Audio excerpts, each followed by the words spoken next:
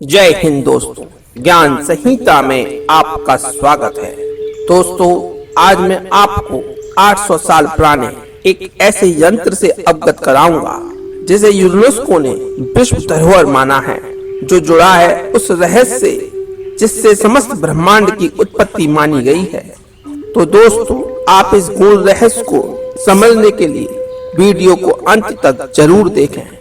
दक्षिण भारत के तमिलनाडु में दारासुरम शहर में स्थित ऐरावतेश्वर शिव मंदिर है, जिसे दारासुरम मंदिर भी कहा जाता है, जिसे 12वीं शताब्दी में राजा चोला वंश के द्वारा बनवाया गया था, जो द्रविड़ वास्तुकला का अनुपम उदाहरण है। लेकिन इस मंदिर के बारे में सबसे दिलचस्प बात जो है वह है आगरा मंडप में 10 पग वाली सीढ़ी, जो मंदिर में प्रवेश करने के साथ ही नजर आती है। दोस्तों, यह कोई साधारण सीढ़ी नहीं, इन सीढ़ियों को म्यूजिकल स्टेयर्स या गायन चरण कहा जाता है। मंदिर के प्रवेश द्वार पर पत्थरों से बने यह संगीतमय कदम हैं, जो हर पग पर कदम रखकर चढ़ते हुए अलग अलग ध्वनियां पैदा करते हैं। हर पग के कदम पर संगीत के 7 स्वर, यानी कि हर एक पग पर एक स्वर निकलता है। सभी 7 स्वरों को आप अलग पग पर कदम रखकर सुन सकते हैं। इस प्राचीन धरोहर को यथावत बनाए रखने के लिए सरकार ने अब पर्यटकों के लिए इसका प्रयोग बंद कर दिया है। अब इसे जाल लगाकर कवर कर दिया गया है।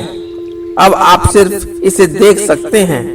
दोस्तों, इस तरह की हाल ही के कुछ वर्षों में कुछ देशों ने यहाँ तक कि अपने हावी ऐसी स्टेयर्स बनाई गई हैं, जिन पर चलने पर संगीत के तरह तरह के स्वर निकलते हैं। आप ऐसा भारत में कई मॉलों में भी इन स्टेयर्स को देख सकते हैं। लेकिन यह हमें मॉडर्न टेक्नोलॉजी का कमाल लगता है, लेकिन ऐसा हमारे प्राचीन बिल्डरों ने भारत में 800 साल पहले बना दिया था। लेकिन मुझे अफसोस है कि हमारे भारत में इतनी अमूल संरचना का लोग सम्मान नहीं करते। यहाँ पड़े पत्थरों से आप यह समझ ही रहे होंगे, उनके ऐसा करने से यह प्राचीन अनमोल कृति नष्ट हो सकती है।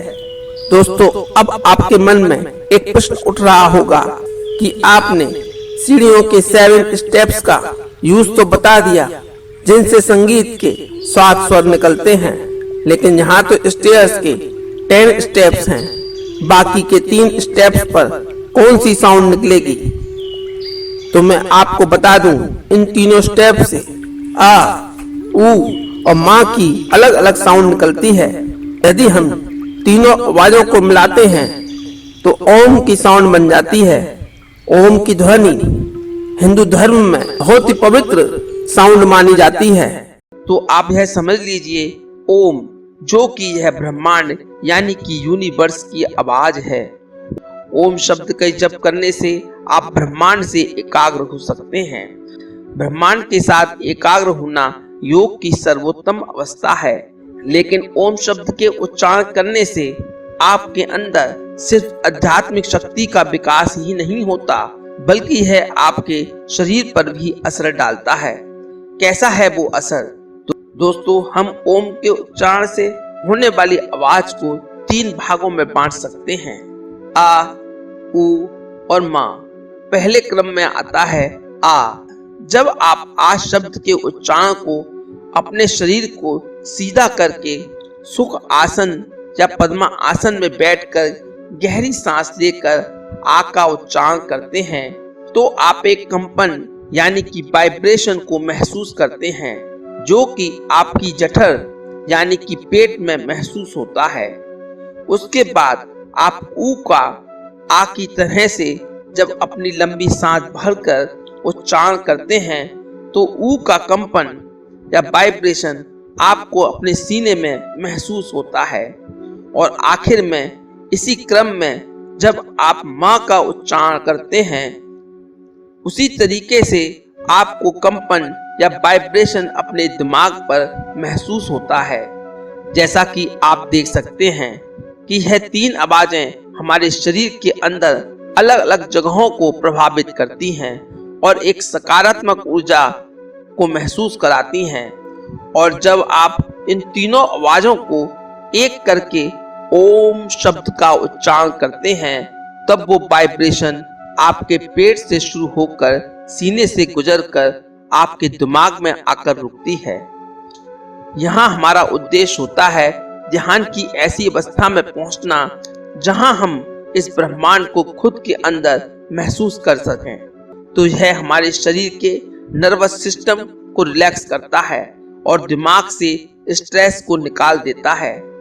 दोस्तों, इसके अलावा यह हमारे चेहरे पर तेज को बढ़ाता है और हमारे अंदर आत्मविश्वास को पैदा करता है। और अगर आप अध्यात्म में विश्वास करते हैं तो आपके लिए ओम के कई मायने हो सकते हैं, क्योंकि ओम पर पूरा एक उपनिषद लिखा जा चुका है जिसका नाम है मांडुक्य उपनिषद। लेकिन दोस्तों, क्या आपको यह ज्ञात है ऊपर की तीनों आवाजों को निकालने के लिए आपको अपने मुंह में जीभ का इस्तेमाल नहीं करना पड़ता। इसे आप स्वयं ट्राई करके देख सकते हैं। जैसे आ, ऊ और माँ, इन तीनों आवाजों के उच्चारण में आपने अपनी जीभ का इस्तेमाल नहीं किया होगा। दोस्तों, यह ओम की साउंड वह साउंड है जिसको यूनिवर्स की हमिंग में भी सुना जा सकता है। वेदों के अनुसार ओम नाद की आवाज से ही सृष्टि का जन्म हुआ है।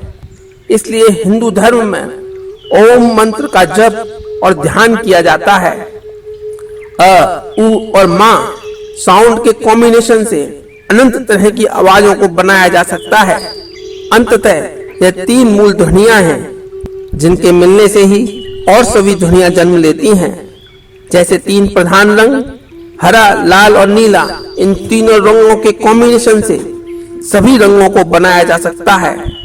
दोस्तों, तीन ध्वनि अ, उ और माँ और तीन रंग हरा, लाल और नीला हिंदू धर्म के तीन प्रधान देवताओं को रिप्रेजेंट करते हैं, जैसे ब्रह्मा, विष्णु और महेश।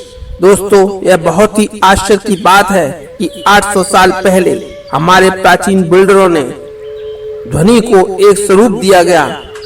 हिंदू धर्म में ओम की ध्वनि सारी सृष्टि का प्रतिनिधित्व करती है। तमिल ग्रंथों में ओम शब्द की ध्वनि के महत्व को एक प्राचीन कथा के अनुसार बताया गया है।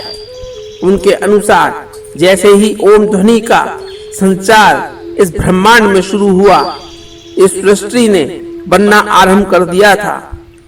इस ध्वनि यंत्र की तकनीक आज के विज्ञान से भी बहुत ऊंची है।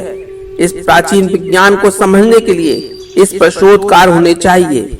दोस्तों, अगर आपके पास इससे जुड़ी और भी कोई जानकारी है तो मुझे कमेंट करके जरूर बताएं।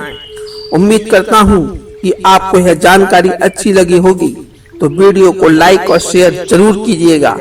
ज्ञान संहिता चैनल को देखते रहने के लिए सब्सक्राइब और बेल आइकॉन पर क्लिक कीजिएगा। अब आपसे मुलाकात होगी एक न्यू इंफॉर्मेटिव वीडियो के साथ। तब तक के लिए नमस्कार।